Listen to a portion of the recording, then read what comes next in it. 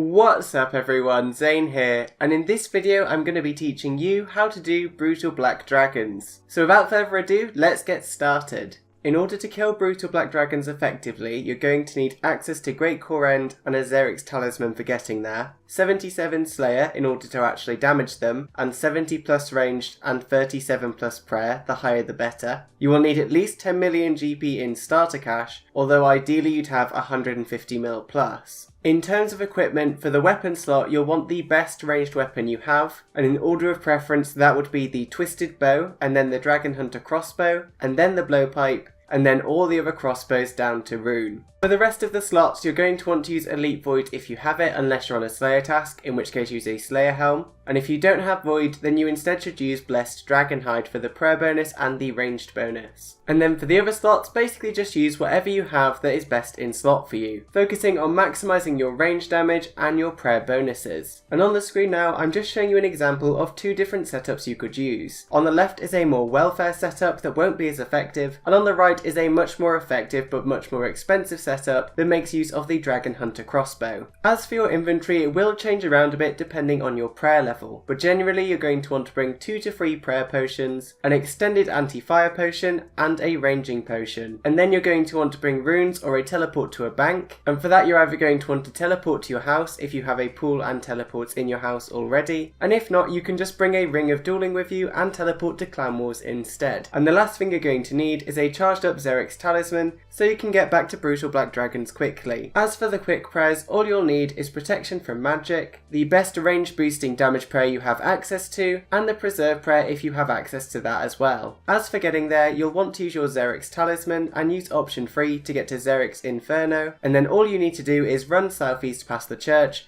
until you see the hole in the ground. And when you climb down that hole, you'll be immediately at the brutal black dragons. The method for killing these is super simple. Before you go down, remember to sip your extended anti-fire potion and your ranging potion, and then turn on your quick prayers. All you have to do when you get down the hole is find a dragon to kill and stay out of its melee range. As long as you're not in its melee range and your extended anti-fire and prayers are up, you won't actually be able to take any damage. So all you have to do is attack the dragons and simply wait until they're dead. And because they have quite high hit points and they can't deal any damage to you, it makes this an ideal money making method for those of you who like to AFK a bit more, as you only need to look at the screen around about every minute.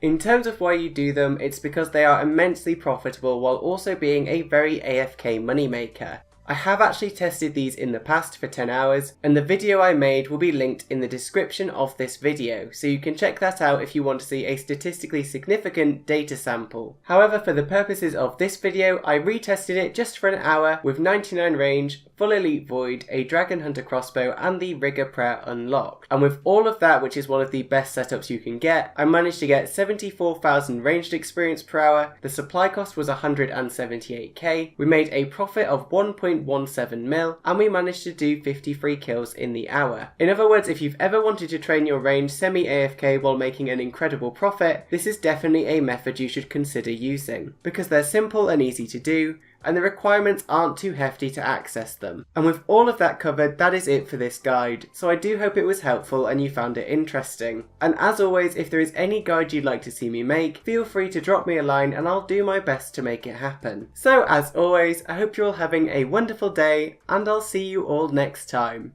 Bye guys!